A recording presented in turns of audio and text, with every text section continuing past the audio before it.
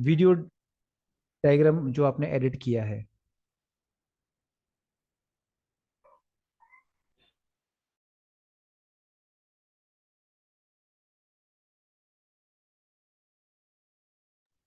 ये जो आपने डायग्राम एडिट किया है, वो उस डायग्राम में आपने पहला स्टेप पढ़ा डीएनए आइसोलेशन। तो ये इस जब पहला रिकम्बिनेंट डीएनए बनाया गया दुनिया में, तब स्टेनले कोहेन और हर्बर्ट बोयर ने बताया पूरी दुनिया को कि रिकम्बिनेंट डीएनए अगर बनाना है तो ये स्टेप फॉलो करने हैं। तब वो डायग्राम एनसीईआरटी में आया, ऐसे थोड़ी आया वो, समझे? तो इन्होंने क्या सबसे पहले क्या किया आपको देखो, सबसे पहला स्टेप इन्होंने क्या किया देखो। तो इसमें उन्होंने क्या किया, एक मिनट, बच्चे हमारे टाइम से ज्वाइन नहीं करते। तो इसमें सबसे पहला स्टेप ये हुआ कि हर इन दोनों ने they both use they both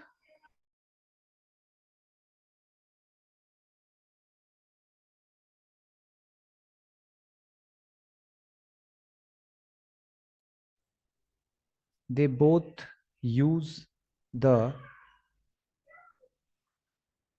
drug resistant strain of E. coli। ठीक है, ई कोलाई बैक्टीरिया, और यहाँ पे एंटीबायोटिक रेजिस्टेंट जीन का इस्तेमाल किया गया। तो एक बैक्टीरिया के अंदर one bacteria having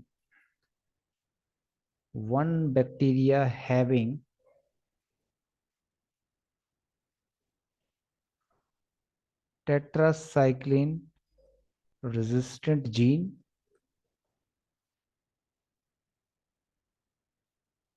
and another having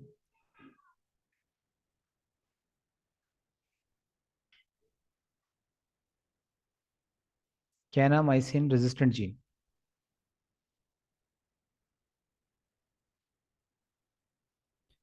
kanamycin resistant gene, ठीक है।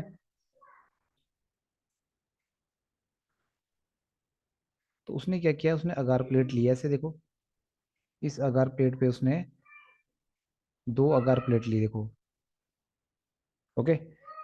इन दोनों अगार प्लेट पे क्या ग्रो करवाया, ई कोलाई बैक्टीरिया को ग्रो करवाया, ई कोलाई बैक्टीरिया को ग्रो करवाया, देखो। और ई कोलाई बैक्टीरिया को यहाँ पे ग्रो करवा दिया, देखो। तो एक E coli bacteria tetracycline resistant है और दूसरा ई कोलाई बैक्टीरिया अपना क्या है, कैनामाइसिन रेजिस्टेंट है। तो सुन रहे हो तुम लोग, ठीक है। Yes Yes, sir. sir. Yes. ये दुनिया का पहला रिकम्बिनेंट डीएनए कैसे बनाएगा, ये बेटा गूगल पे भी नहीं मिलेगा आपको, समझे? ट्राई कर लो चाहे। ये तो बस हमने ऐसी ऐसी किताबें पढ़ी हुई हैं जो बहुत महंगी महंगी, जो नो, कैनामाइसिन, ये कैनामाइसिन रेजिस्टेंट। तो उसने चेक भी, इन दोनों ने चेक किया कि क्या वाकई में ये रेजिस्टेंट, इनके पास ये रेजिस्टेंट जीन है कि ऐसे ही,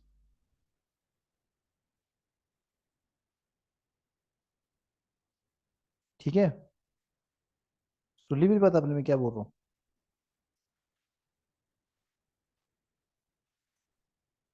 तो ई कोलाई बैक्टीरिया, कैनामाइसिन और टेट्रासाइक्लिन, तो ये दोनों बैक्टीरिया ग्रो कर गए, देखो। ये दोनों ई कोलाई बैक्टीरिया ग्रो कर गए क्योंकि इन दोनों के पास एंटीबायोटिक रेजिस्टेंट जीन है, ओके।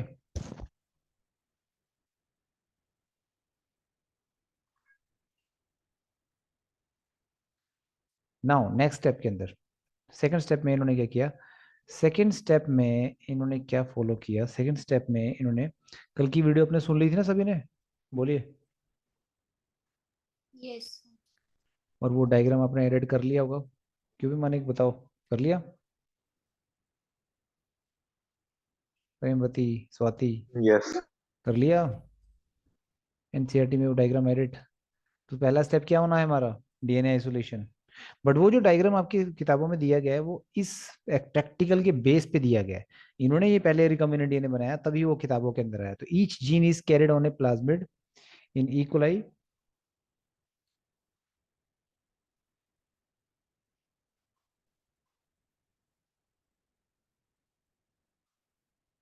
ठीक है ऐसे,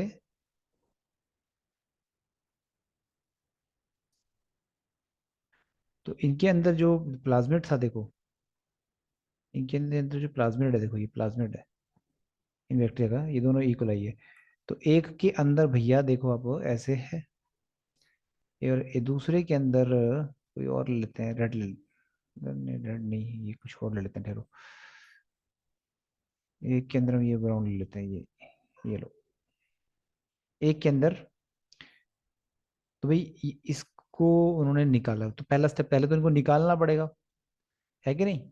अगर रिकम्बिनेंट डीएनए बनाना है, प्लाज्मिड डीएनए को निकालना पड़ेगा ना, क्योंकि इन प्लाज्मिड डीएनए में जो जीन है आपके, वो जीन ऑफ इंटरेस्ट है, फॉरेन जीन है ये। तो ये जो इन्होंने बाहर निकाला, ये वाला सुनना आप ध्यान से, ऐसे एनसीईआरटी में ये तो लिखा है कि एंटीबायोटिक रेजिस्टेंट जीन का इस्तेमाल किया था, बट कौन से कहाँ से मिले वो एंटीबायोटिक रेजिस्टेंट जीन, ये नहीं बताया उन्होंने। एक तो ये, दूसरा ये। तो इनका नाम क्या रखा उन्होंने, जानते हो आप? इसका नाम उन्होंने रखा, एक का नाम तो रखा उन्होंने PSC101, और एक का नाम रखा उन्होंने PSC102।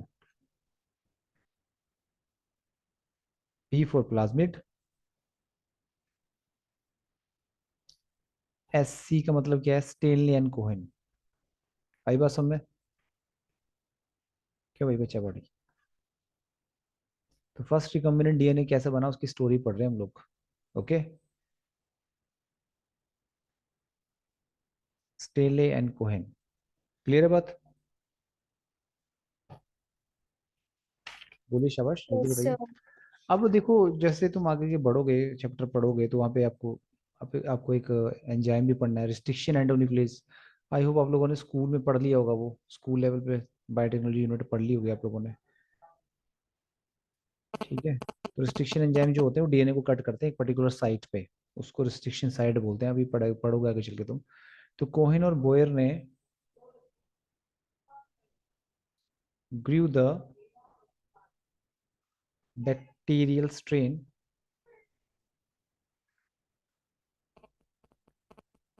that carry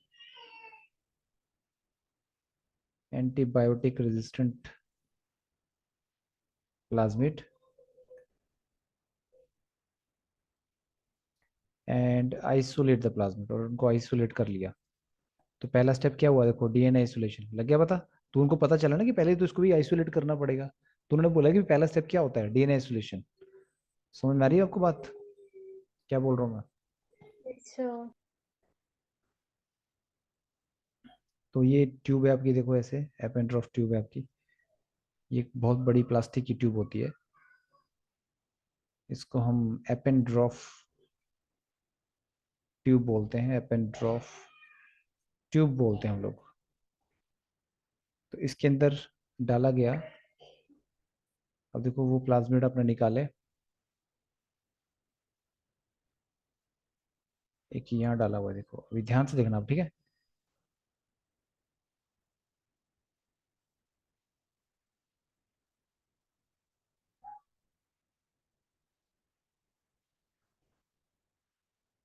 ऐसे, अब एक, ये आपका तो देखो PSC101 वाला प्लाज्मिड है, इधर देख रहे हो आप, और इस तरफ आपका जो प्लाज्मिड है वो है ये आपका PSC102। सुन रहे हो बच्चों, आपको ध्यान से, ये वाला तो है यस सर। PSC102, और ये आपका है PSC101, ठीक है, 101। और ये जो आपका यार बैक्टीरिया है, ये जो प्लाज्मिड आपका देखो इधर, ये प्लाज्मिड आपका क्या है, ये प्लाज्मिड किसका है? आपको कल याद है ना, आपके एनसीईआरटी में क्या लिखा हुआ था, किस प्लाज्मिड के साथ जोड़ेगा इनको, ये प्लाज्मिड ऑफ साल्मोनेला टाइफीम्यूरम। इन एंटीबायोटिक रेजिस्टेंट जिनको किससे जोड़ा था, स्टेनली और कोहेन ने किसके प्लाज्मिड से जोड़ा था, साल्मोनेला टाइफीम्यूरम। तो साल्मोनेला साल्मोनेला टाइफीम्यूरम का जो टाइफी। प्लाज्मिड ये है, ये क्लोनिंग वेक्टर है। क्या है ये? क्लोनिंग वेक्टर, स्कूल लेवल में पढ़ लिया चैप्टर ये, प्रेमवती, स्वाति, पढ़ लिया स्कूल लेवल में? बोलिए।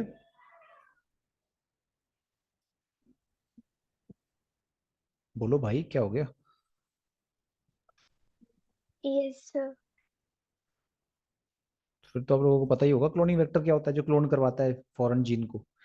तो अब इस दोनों टेस्ट ट्यूब में डाल दिया उसने। अब इन दोनों टेस्ट ट्यूब के अंदर देखो, ये तो क्लोनिंग वेक्टर डाल दिया। क्लोनिंग वेक्टर हमारा क्या है यहाँ पर? Plasmid of salmonella typhimurium. ठीक है जी। देन चौथे नंबर पे हमारा आता है क्या? ये बना लिया आपने डायग्राम? जल्दी बताओ, शाबाश। डन हो गया।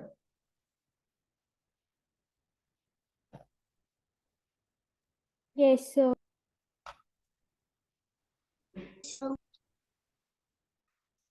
Then they added the restriction enzyme. They added the restriction enzyme EcoR1। तो इन्होंने EcoR1 restriction enzyme जो है वो ऐड किया इसमें। आपके एनसीईआरटी में भी दे रखा है ये। To cut gene of interest. देखो आपका जीन ऑफ इंटरेस्ट यहाँ पे कौन है, मैं आपको क्लियर कर दूं।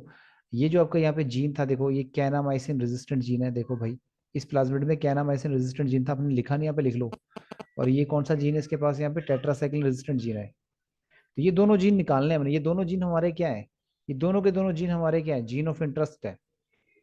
जीन ऑफ इंटरेस्ट जिसको हमारी एनसीईआरटी क्या बोलती है? Foreign gene. क्या बोलती है? Foreign gene. आई बात समझ में आपको? क्लियर है? Yes sir.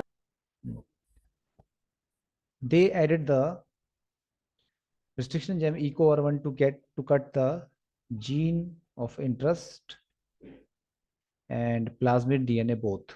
दोनों को ये कट करेंगे। एक ही एंजाइम दोनों डीएनए को कट करेगा, प्लाज्मिड डीएनए को भी। प्लाज्मिड डीएनए जो आपका क्लोनिंग वेक्टर है उसको कट करेगा, और जीन ऑफ इंटरेस्ट को भी सेम कट करेगा। क्यों कट करता है? सेम एक ही एंजाइम दोनों को, ताकि स्टिकी एंड प्रोड्यूस हो। और वो स्टिकी एंड जो प्रोड्यूस होंगे ना दोनों के, वो कॉम्प्लीमेंट्री होंगे। So that sticky and sticky ends are produced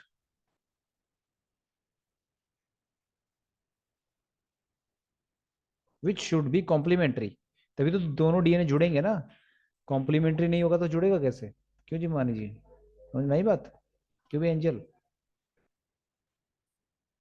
which should be yes sir. Complementary.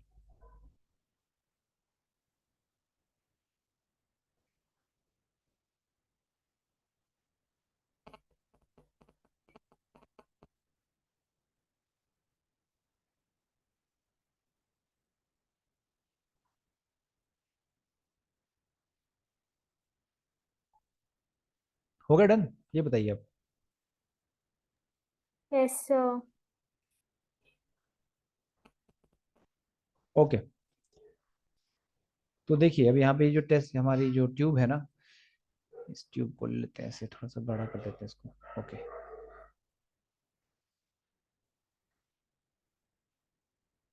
तो ये जो हमारी ट्यूब हमने ली थी अभी यहाँ पे, इसके अंदर हमने ये दोनों चीजें डाल रखी थी वैसे। तो देखो ये जो हमने एंजाइम डाला, हमने बोला कि हमने इन दोनों टेस्ट ट्यूब में EcoR1 एंजाइम डालना है, इधर भी और इधर भी। तो इसके फलस्वरूप होगा क्या? इसके फलस्वरूप ये होगा भाई कि जो हमारा ये जो डीएनए है, जो जीन ऑफ इंटरेस्ट है। एक मिनट, सॉरी मैंने उल्टा कर दिया।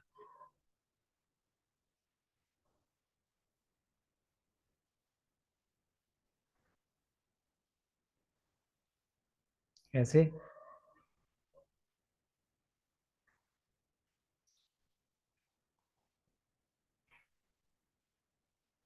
ठीक है, ओके। बेटा थोड़ा टाइम पे ज्वाइन किया करो, इतना लेट क्या बात है? Why so late, always late in the class. इसकी कोई स्पेशल वजह ही ना जी। इतना कुछ पढ़ लिया देखो हमने।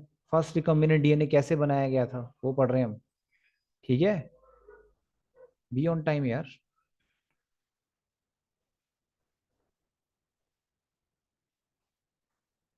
तो यहाँ पे अगर आप देखें, ये आपका, अब ये जो आपका प्लाज्मिड डीएनए इसको भी कट कर दिया है ना, देखो उसने। सॉरी मैंने यहाँ पे दिखाया नहीं, मैं आपको दिखा देता हूँ यहाँ पे ऐसे। देखो यहाँ पे इसको कट कर दिया है, इसको भी कट कर दिया है, देखो उसने, एंजाइम ने। देख रहे हैं आप?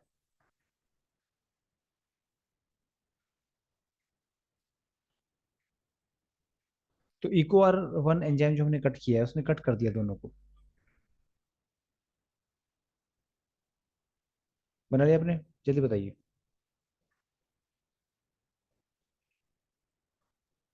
ट्यूब Yes, मैं आपको sir. पहले ही बता चुका हूँ, ये ट्यूब कौन सी है अपनी, एप एंड ड्रॉप ट्यूब है।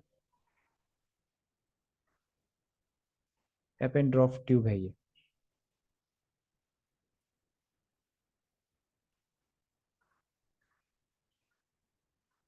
हो गया डन? बोलो बच्चों।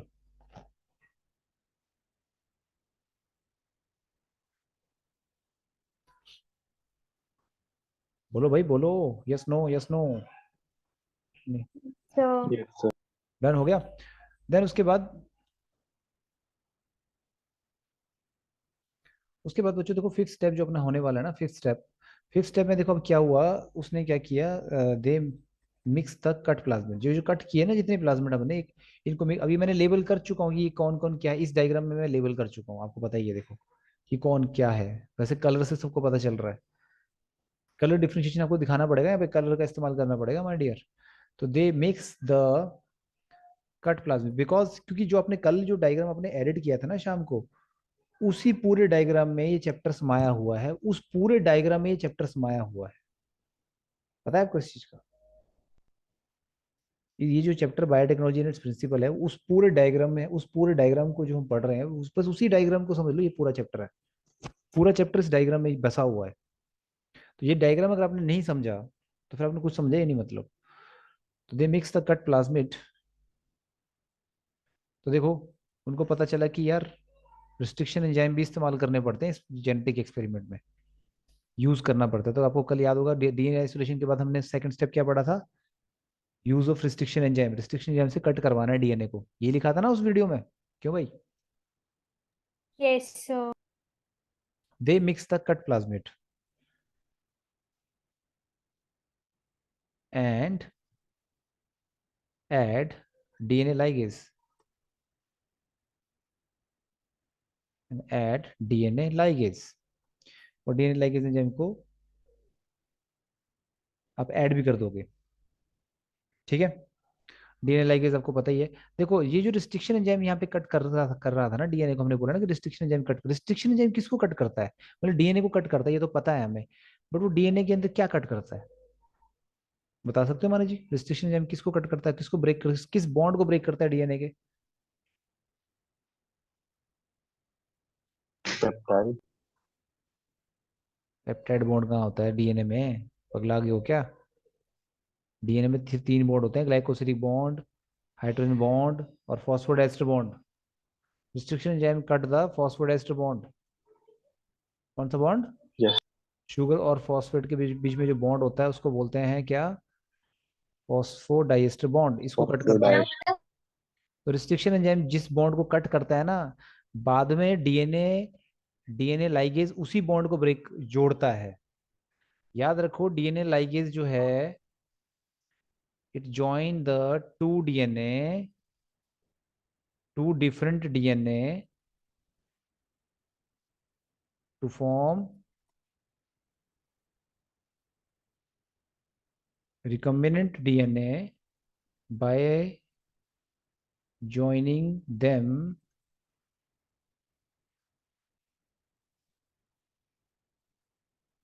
with the help of,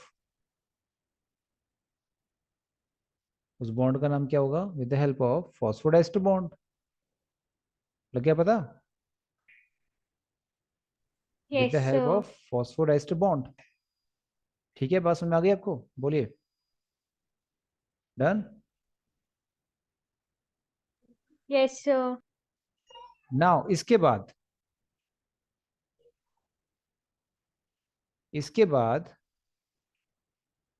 ये तो फिफ्थ स्टेप हो गया आपका। फिफ्थ स्टेप के बाद टॉप मोस्ट कैटेगरी पे सिक्स स्टेप जो आएगा हमारा, सिक्स स्टेप में क्या होगा, देखो उन्होंने क्या किया।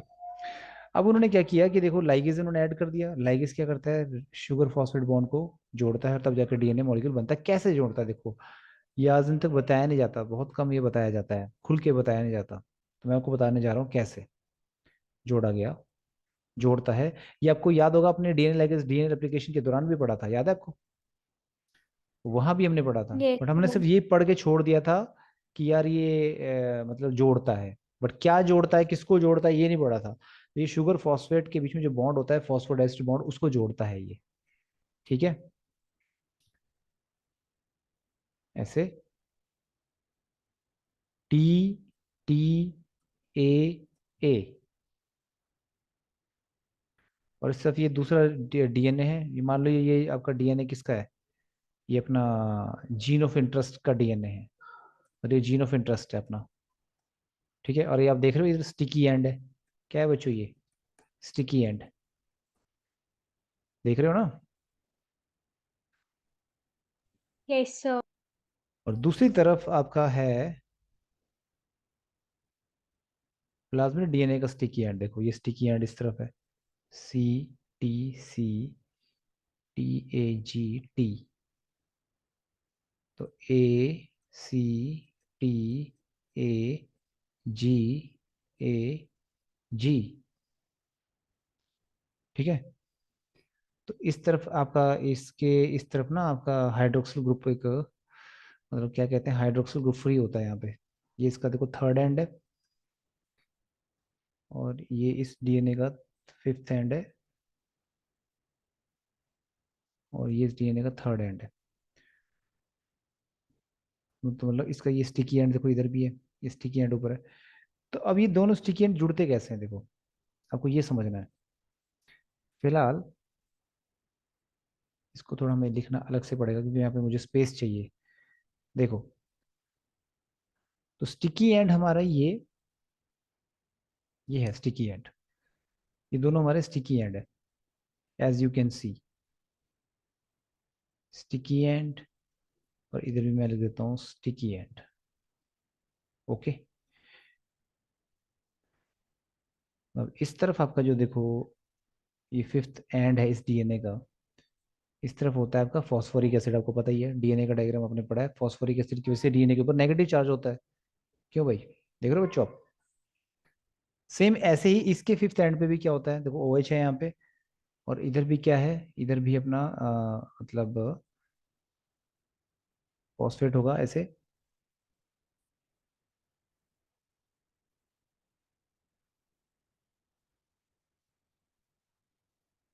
पी,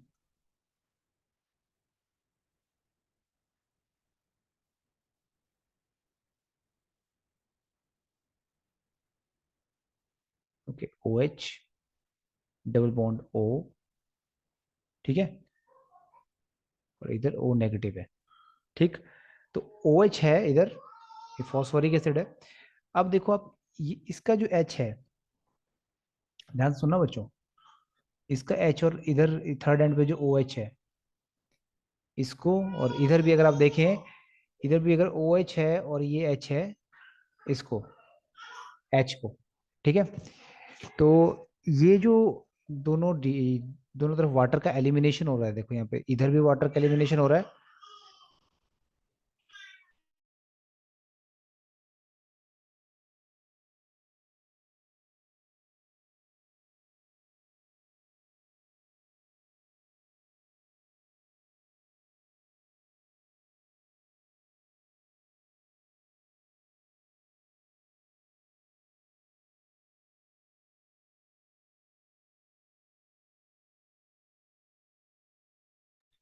तो दोनों तरफ हमारी तरफ ये क्या है, डीएनए लाइगेज है।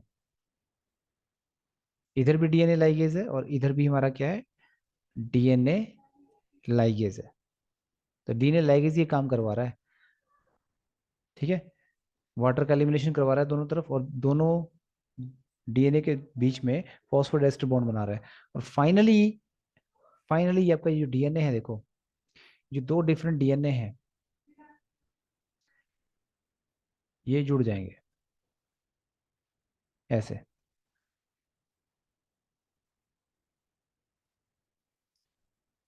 देख रहे हो बच्चों आप?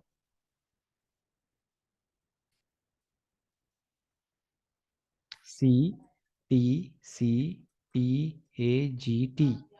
ठीक है, ACTGCT,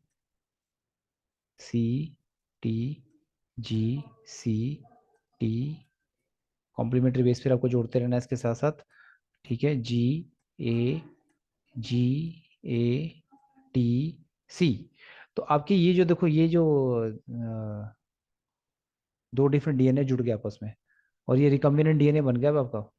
अब आपने रिकम्बिनेंट डीएनए को कल पढ़ाई था, क्या बोलते हैं हम लोग? काइमेरिक डीएनए बोलते हैं।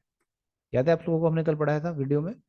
उस वीडियो में आपने देखा था कि रिकम्बिनेंट डीएनए को और क्या बोला जाता है? काइमेरिक डीएनए भी कहा जाता है। हाँ जी बच्चों, यहाँ तक बना लिया आप लोगों ने? ये बताइए। तो इस तरह से डीएनए लाइगेज दो डिफरेंट स्ट्रैंड्स को जोड़ता है आपस में। Is that clear? बोलिए। Yes, sir. बना लिए डायग्राम? डन हो गया? ताकि आगे बढ़े।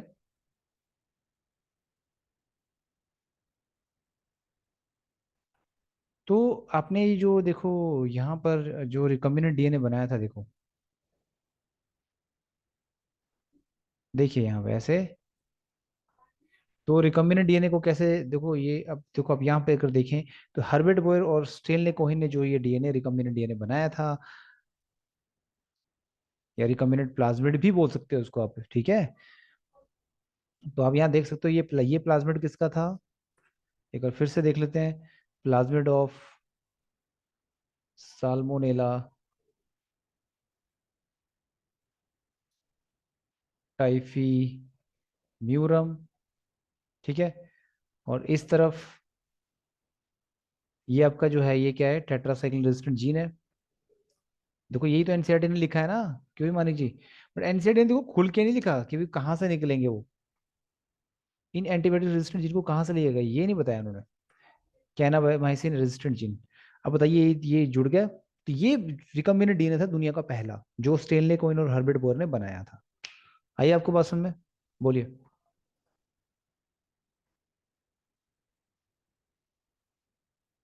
हाँ जी बच्चों, बोलिए। क्लियर?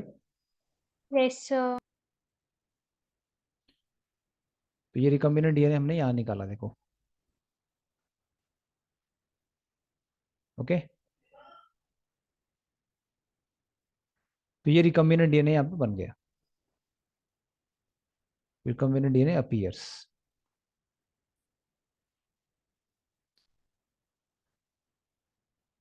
ओके। इसी रिकम्बिनेंट डीएनए का डायग्राम अपने यहाँ पे बना। क्लियर? यहाँ तक बात क्लियर होगी? देन इसके बाद अगर मैं आपको आगे बताऊं, ये हमारा कितना स्टेप हो गया? 6 स्टेप था ये हमारा, ठीक है बच्चों। आगे बढ़े, बोलिए। Yes, sir. देखिए 7th स्टेप में अगर हम आगे बढ़े तो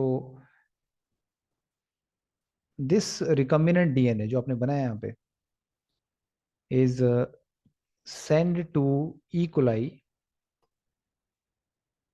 विच डोंट हैव एन प्लाज्मिड। इसके पास कोई प्लाज्मिड ना हो, जनरली ऐसा हम लेते हैं। ई कोलाई, एक नया ई कोलाई हमने बैक्टीरिया हमने लिया जिसके अंदर कोई प्लाज्मिड खुद का ना हो। Then this recombinant DNA transfer into E coli. तो इस मेथड को हम बोलते हैं ट्रांसफॉर्मेशन। देखो बच्चों, ट्रांसफॉर्मेशन मेथड जो वर्ड है ना, ये जनरली प्रोकैरियोटिक सेल के लिए यूज होता है। किसके लिए यूज होता है? प्रोकैरियोटिक सेल के लिए यूज होता है, ठीक। जब इसी रिकम्बिनेंट डीएनए को यूकैरियोट्स में ट्रांसफर किया जाता है, तो किसी भी यूकैरियोटिक सेल में ट्रांसफर किया जाता है, when recombinant DNA is transfer to eukaryotic cell, transfer to eukaryotic cell, then it is called as transfection. I hope आपने ये वर्ड सुना होगा मानिक जी, कि सुना है कि नहीं सुना, ये बताओ मुझे पहले। I know, I want to know this. पढ़ा आपने वहां पे कि नहीं पढ़ा?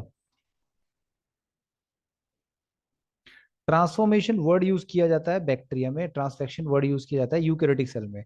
अब मान लो मैं यूकेरियोटिक सेल कोई भी ले लूँ, यीस्ट सेल ले लूँ मान लो, यीस्ट फंजाई होती है, आपको पता है फंजाई क्या होती है? यूकेरियोटिक होती है। Is that clear? बोलिए।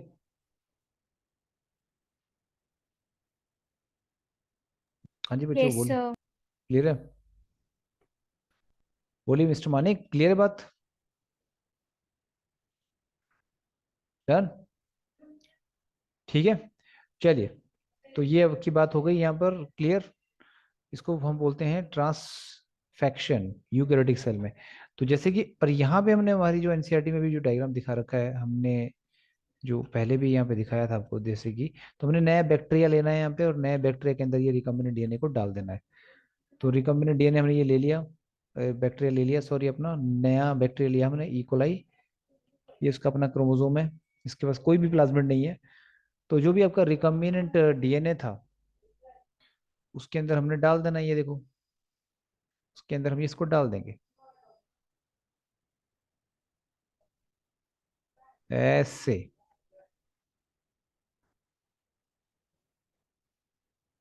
देखो ये रिकम्बिनेंट डीएनए इसके अंदर चला गया, देखो चला गया बच्चों, देख रहे हैं आप? क्यों भी प्रेमवती, देख रहे हो? yes sir, ये रिकम्बिनेंट डीएनए अंदर चला गया इस सेल के अंदर। तो ऐसी सेल को हम क्या बोलते हैं, ऐसे ऑर्गेनिज्म को हम क्या बोलते हैं? जिस भी ऑर्गेनिज्म के अंदर फॉरेन डीएनए डाला जाता है रिकम्बिनेंट डीएनए की फॉर्म में, उसको हम बोलते हैं ट्रांसजेनिक ऑर्गेनिज्म, या फिर हम बोलते हैं genetically modified organism. I hope मैंने शायद कल की वीडियो में भी ये बात बोली होगी, अगर वहां पे नहीं बोली थी तो ये अभी आप सुन लीजिए, जेनेटिकली मॉडिफाइड ऑर्गेनिज्म, जीएमओ बोलते हैं हम। तो जैसे इस बैक्टीरिया को हम क्या बोल सकते हैं? ट्रांसजेनिक बैक्टीरिया बोल सकते हैं। इस बैक्टीरिया को जैसे हम क्या बोल सकते हैं? ट्रांसजेनिक बैक्टीरिया बोल सकते हैं कि नहीं बोल सकते हैं, बताइए। ठीक। बाकी आपको याद होगा, yes मैंने sir, मैंने रिस्ट्रिक्शन एंजाइम के बाद आपको बताया था, रिस्ट्रिक्शन एंजाइम के बाद हम क्या यूज करते हैं? एग्रोस जेल इलेक्ट्रोफोरेसिस यूज करते हैं, उसके बाद हम ब्लॉटिंग यूज करते हैं। ब्लॉटिंग होने के बाद, प्लॉटिंग करने के बाद तब जाके फिर हम यूज करते हैं डीएनए लाइगेज। डीएनए लाइगेज फिर जोड़ता है डीएनए को, रिकम्बिनेंट डीएनए बन जाता है। आफ्टर दैट ट्रांसफॉर्मेशन करते हैं, ट्रांसफॉर्मेशन के बाद क्या होती है? जीन क्लोनिंग होती है। क्या होती है बच्चों? अब ये जो आपकी बैक्टीरिया सेल है, इसके अंदर मान लो हमने जो भी जीन डाला है, तो इसकी मल्टी इससे हमने जो भी प्रोडक्ट बनाना है फर्दर, तो इसकी हम क्या करवाएंगे? जीन क्लोनिंग करवाएंगे। तो जीन बैक्टीरिया जीन क्लोनिंग करेगा कहाँ पर? इन बायोरिएक्टर। कहाँ पे?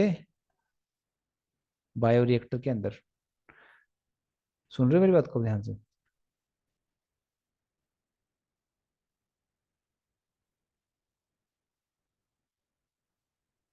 अब मान लीजिए इस बैक्टीरिया ने डिवाइड कर दिया, बाइनरी फ्यूजन कर ली इस बैक्टीरिया ने। तो बैक्टीरिया ने बाइनरी फ्यूजन की, और ये प्लाज्मिड भी डिवाइड करेगा, अपनी थोड़ी मल्टीपल कॉपीज बनाएगा, और साथ में ये जीन भी मल्टीप्लाई करेगा, देखो। आई बात समझ में आपको? yes sir, ऐसे। तो ये अपनी मल्टीपल कॉपी बना रहा है, देखो। देख रहे भी अपने? डन। इसको जीन क्लोनिंग बोलते हैं हम लोग। तो रिकम्बिनेंट प्लाज्मिड मल्टीप्लाई। उसके बाद जब आपका कोई भी रिकम्बिनेंट प्रोटीन बनता है ना, रिकम्बिनेंट प्रोटीन बनने के बाद भी एक प्रोसेस होती है डाउन स्ट्रीम प्रोसेसिंग। शायद मैंने उस वीडियो में कल लिखा होगा, लिखा था कि नहीं लिखा था, ये बताइए आप मुझे। जो भी प्रोटीन बनाया जाता है ना, उसकी डाउन स्ट्रीम प्रोसेसिंग होती है। डाउन स्ट्रीम प्रोसेसिंग मतलब उसको आइसोलेट किया, उसको निकाला जाता है बाहर, और उसको मतलब प्यूरिफाई किया जाता है। यूज करने से पहले उस रिकम्बिनेंट प्रोटीन को आप प्यूरिफाई करते हो। आई बात में बच्चों? तो जैसे कि आपने इस बैक्टीरिया के अंदर डाला था ये रिकम्बिनेंट डीएनए, इसको हमने बोला ट्रांसफॉर्मेशन। ये जो रिकम्बिनेंट डीएनए आपका इस बैक्टीरिया के अंदर गया था, इस बैक्टीरिया के अंदर जा रहा था, तो इसको ट्रांसफॉर्मेशन बोलते हैं। अगर यही रिकम्बिनेंट डीएनए मैं अगर किसी दूसरी सेल में डाल दूं, यीस्ट सेल में डाल दूं, जैसे कि मैंने आपको भी बताया, अगर मान लो इसको मैं यीस्ट सेल के अंदर डाल देता हूँ, यीस्ट सेल के पास न्यूक्लियस होता है, तो मान लीजिए मैंने इसको इसके अंदर डाल दिया सपोज, इसको हम क्या बोलेंगे, ट्रांसफेक्शन। क्या बोलेंगे बच्चों, ट्रांसफेक्शन। तो जब भी किसी यूकेरियोटिक सेल में हम करवाते हैं क्या, DNA transfer, recombinant DNA transfer करवाते हैं, इसको ट्रांसफेक्शन बोला जाता है। So this is the story, कैसे उन्होंने फर्स्ट रिकम्बिनेंट डीएनए बनाया था। Is that clear to you, ये बताइए, हो गया? Yes, sir. Yes, sir. That's it for today.